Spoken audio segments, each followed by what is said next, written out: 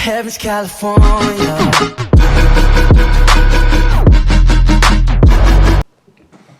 Hey guys, so today I'm going to be doing a reaction to Stephen D.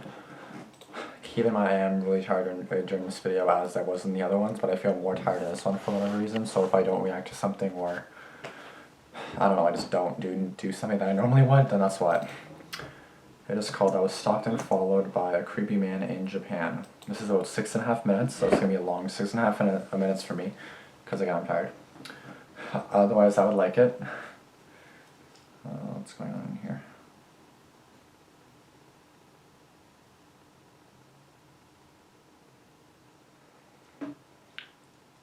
Sorry, I'm just for school.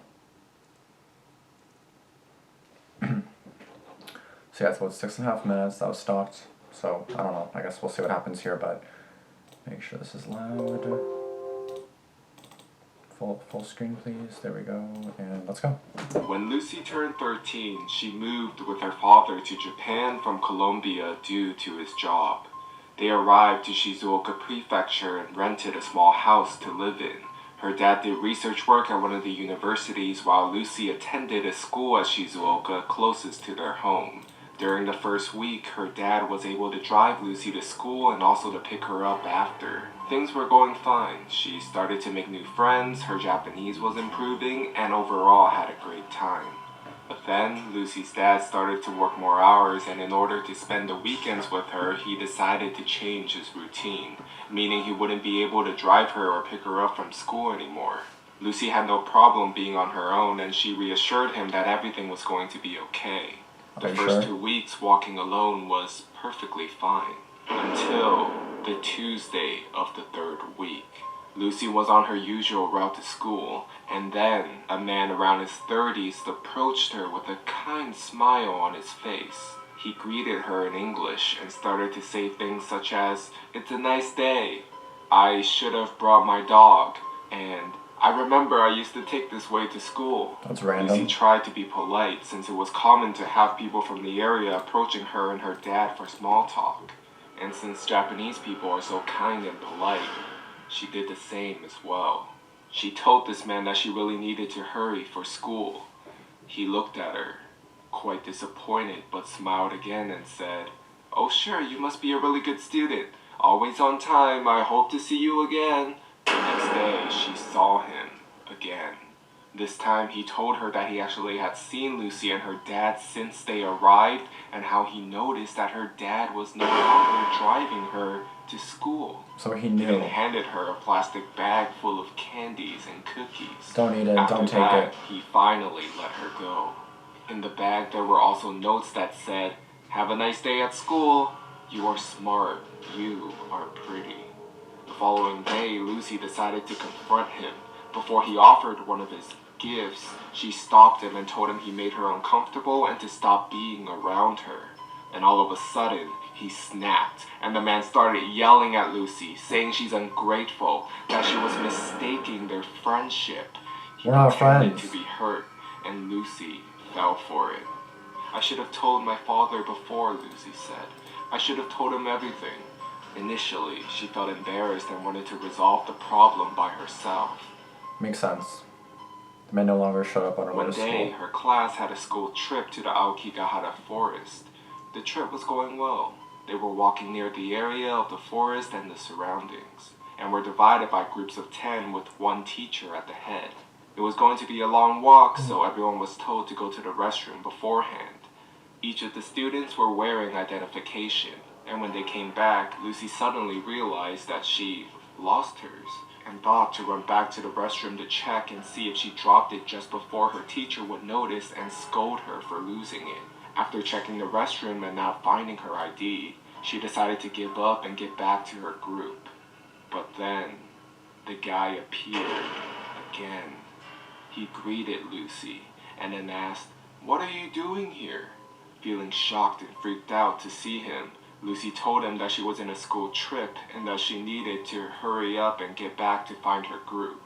But before she could get away from him, he said, "Don't you need your ID?" Lucy froze. She When he looked stole back it? at him, and he smiled, then said, "I found it on the ground. I recognized your pretty face." so I put it in my car. Let's go get it before you get in trouble. Okay, At really, this in your point, car. Lucy was terrified. In the car, She started okay. to look more sinister, and she couldn't say anything.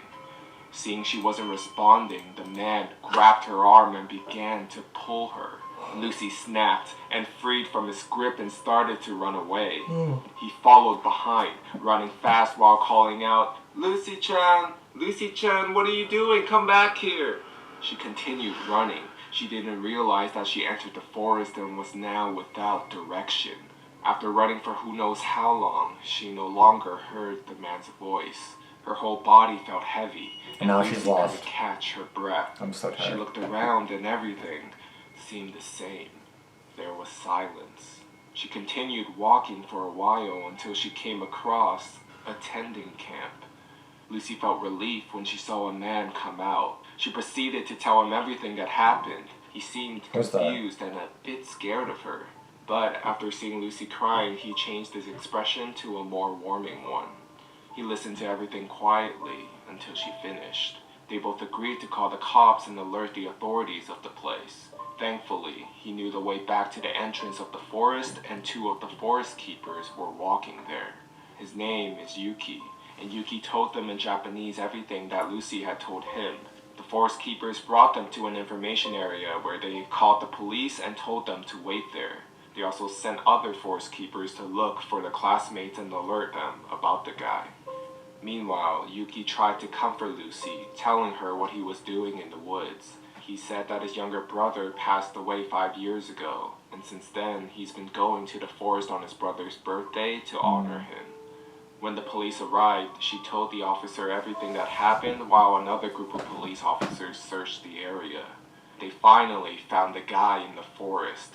They arrested him and searched his Yes. car for evidence. There you They go. found tape, rope, and a knife. She thanked Yuki for saving her life, and shortly after, the trip ended and the school called her father.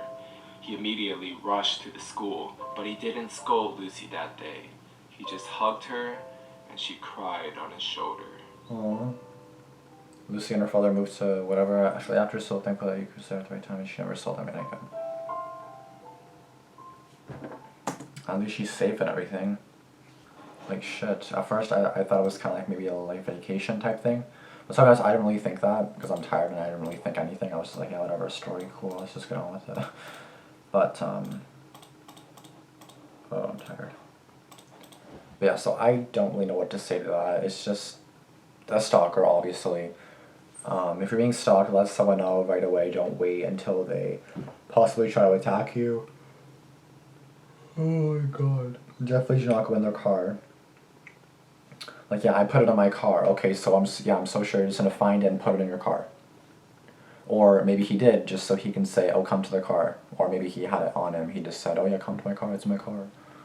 Or just to try to get him in the car, because hello, you saw tape and knives and whatever the hell rope in there, so it obviously indicates what he wanted to do. I'm glad she got away, I'm glad he got arrested, and I'm glad Yuki was there to help her.